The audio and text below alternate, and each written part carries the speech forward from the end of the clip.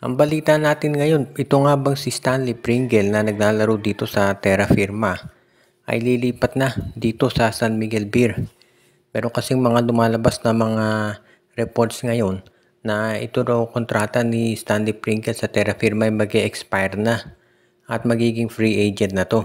So posible kaya na ito'y lumipat sa SMB. Alam natin na ang Terra Firma ay ibebenta na o nabenta na tuluyan dito sa Zamboanga Valientes at hindi pa maliwanag kung ano magiging estado ni Pringle. May mga nagsasabi na baka ito ay mag-retire na pero sabi naman ng iba baka ito ay mapunta dito sa San Miguel. Kung sakasakali na mapunta si Stanley Pringle sa San Miguel, ang laking bagay niyan. Kung ito ay free agent, ibig sabihin walang magiging kapalit. Pwedeng mapunta to sa San Miguel at makuha na lamang nila na basta ganun na lang, na hindi sila magbibigay ng anumang player o draft pick sa Terra Firma. At alam natin na si Stanley Pringle, hindi na siya katulad nung dati, talagang nung peak ni Stanley Pringle sa Hinebra. Pero kaya pa rin ito magbigay ng contribution dito sa San Miguel. Lalo na, alam naman natin na mahusay pa rin itong player. Kung isasama mo yan dito sa San Miguel, pwedeng-pwede ang backup na itong si Wami Tiongson. Kaya sa tingin ko, pwedeng-pwede talaga itong si Stanley Pringle dito sa San Miguel Beermen at magagamit nila. Kaya hindi na ako magugulat kung offeran nga talaga nila ng kontrata itong si Stanley Pringle para maglaro dito sa SMB. Magiging magandang addition dahil alam naman natin na San Miguel naghahanap ng isa pang point guard na pwedeng magbigay ng tulong dito sa kanilang lineup pagdating sa scoring.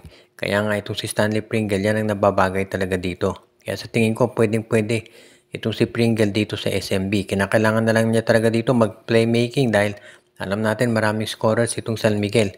Kaya hindi siguro magiging problema dito yung scoring para kay Pringle. Lalo na alam naman natin na magiging magaling talaga ito. Samantala naman, baka magkaproblema itong TNT Tropang Giga dahil ayon dito sa mga lumabas na reports merong sprained ankle itong si Calvin Oftana at hindi sigurado na makapaglalaro dito sa must-win game nila kontra dito sa alam naman natin, Magnolia Chicken Templados na merong twice to beat advantage. So, iyan ngayon ang pinoproblema nitong TNT Tropa kung sakasakali nga na iyan ay matuloy. Kung hindi maglalaro ito si Calvin Oftana, ang laking problema niyan talaga para dito sa TNT. Dahil alam naman natin na ito si Calvin Oftana, yan ang main man nila pagdating sa scoring, sa rebounding. At syempre, ito si Oftana ang aasahan nila na magdedepensa dito kay Xavier Lucero. Kung hindi makapaglalaro si Calvin Oftana, ang laki ng problema ng TNT. Alam naman natin na nag-i-struggle na sila ngayong conference. Kahit nandiyan pa si Jordan Heading, kinakailangan nandiyan si Oftana para pakita talaga na sabihin nilang may chance pa yung Grand Slam nila. Tandaan natin ang TNT kapag natalo pa yan ng isang beses, wala na, tapos na yung Grand Slam bid nila. Kaya kinakailangan ng TNT Tropa gawin nila ang lahat para ma-ensure na si Calvin Oftana ay makapaglalaro. Dahil kung hindi makapaglalaro si Oftana, delikado talaga itong TNT Tropang Giga. At yan ngayon ang pinag-iisipang mabuti ng management kung paano ito maaayos. Dahil syempre, kung ikaw ang TNT, gusto mong siguraduhin na magiging ready na si Oftana kapag ito ay sabihin na natin mag-uumpisa na talaga yung playoffs. Alam din natin na ito si Calvin Oftana kinoconsider ngayon isa sa top players ng PBA. Kaya kinakailangan talaga nagawa ng paraan ito ni Coach Chot Reyes at nung medical team ng TNT Tropa. Alam naman natin na sa ngayon nga dehado na itong TNT dahil merong twice to beat advantage ang Magnolia. So kung isasama mo pa nga dyan itong tinatawag na kalamangan dahil sa injury of Tana, medyo mahihirapan talaga ang Tropa. Samantala naman merong mga fans na nagsasabi na baka daw pwedeng magsanib ng puwersa itong PBA at itong MPBL. Alam naman natin ang MPBL ngayon, kung kayo sumusubaybay, maraming mga issues na bumabagabag dito ngayon. Alam natin yung nangyayari sa Cebu at medyo sa totoo lang masyado na lopsided yung mga games at syempre financially alam natin na maraming mga teams sa MPBL ang nahihirapan. Samantala naman ang PBA, ang problema naman ay walang nanonood ng live. Actually kung titignan natin may mga games sa MPBL na mas marami pang nanonood. So, ang sabi nga nung iba, pwede ka na magsanib ng puwersa itong MPBL at yung PBA. Posible na yung mga team sa MPBL talaga na merong budget at merong tinatawag natin na financial capability at mga meron namang mahuhusay na players ay isama na lang dito sa PBA. So para alam natin na yung mga fans ang gusto dumami yung mga teams dito sa PBA. Kaya nga itong Zamboanga Valientes ay natuwa yung maraming fans nung sumali dito sa liga. So pwede kaya na yung mga ibang teams dyan sa MPBL na meron namang sabihin natin solid lineup at capabilities na mag-budget ng team ay pwede nang sumali dito sa PBA. Kung sakasakali, dadami yung team sa PBA at pabubuwag na yung MPBL. Pero yung mga magagaling na teams doon lilipat dito sa PBA. Isa yan dito sa mga posibilidad na nakikita natin. Lalo na at alam natin na kinakailangan kasi syempre sa ngayon ang problema parang sobrang dami ng mga basketball leagues dito sa Pilipinas. Pero hindi naman masyadong lahat nagsosurvive o may kanya-kanyang problema.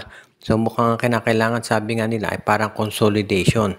Alam nating ibang-iba ang format ng MPBL kumpara dito sa PBA. Pero kung pwede na maayos nila yan, baka magawa nila ng paraan para mapagsanib ang dalawang popular na liga. At ang huli nating balita naman ay tungkol dito sa Barangay Ginebra na ayon doon sa mga reports ngayon, kung hindi nyo pa nalalaman, itong si Von Pesumal ay ginawa ng free agent ng Gene Kings. Unrestricted free agent na with rights to salary itong si Von Pesumal. Kaya nga mukhang ang mangyayari dito, kung hindi ima-match ng Ginebra yung mga offer dito kay Von Pesumal, sa tingin ko papayagan na nilang makawala yan. Ang ibig sabihin ng rights to salary, parang may usapan na itong Barangay Ginebra na hindi tatanggap si Pesumal ng offer mula sa ibang teams dahil in the end, baka ibalik pa rin siya ng Ginebra dito sa lineup nila. Kaya nga may rights to salary. Pero sa tingin ko, ang Ginebra hindi rin naman ginagamit si Pesumal, so hindi na nakapagtataka na kung ito'y bigyan ng offer ng ibang mga team, baka pakawalan na rin yan ng Barangay Ginebra. Dahil sa tingin ko, itong Ginebra talaga gagawin ng lahat para masiguro na yung lineup nila magiging mas ready na. Kaya nga inactivate nila si LA Tenorio at ginawang free agent na itong si Pesumal. Ngayon, para kay Von Pesumal, sa tingin ko dapat lumipat na siya ang team ngayon. Dahil mukhang hindi na talaga siya pwede dito sa Barangay Ginebra dahil wala na siyang lugar dyan sa totoo lamang. Dahil alam naman natin na sobrang dami ng guards ng Barangay Ginebra. Itong si Jeremiah Gray na dating first round draft pick yan, hindi nga nabibigyan ng minuto. Ito pa kaya si Pesumal. Kaya sa tingin ko, ang dapat gawin talaga ng Barangay Ginebra, hayaan na ito si Pesumal na mapunta sa ibang koponan. Para naman sa mga teams na nangangailangan ng scorer, pwede na doon na lang dalhin ito si Pesumal. Dahil baka doon sakasakali makakontribute pa siya. At kung yan ay mangyayari, sa tingin ko magiging mas okay ito para dito sa Barangay Ginebra sa bandang huli. At alam naman natin ang Ginebra, yan talaga kinakailangan ngayon. Nagawa ng paraan itong kanilang lineup para masiguro na sila ay makakapag-compete pa sa iba't ibang mga teams ngayon. Shout out kay RG Bueno at Dalina family, Joshua Giray, Espejo at Rosales family. Binabati din natin si Katsakino Dukusin, Malyari Mascarinas, si Dalmacio de Guzman, si Anthony Alon, pati na rin yung iba pa nating mga taga-subaybay katulad ni Dexter Domer, Ireneo Salangsang, si Enju at si Michael D.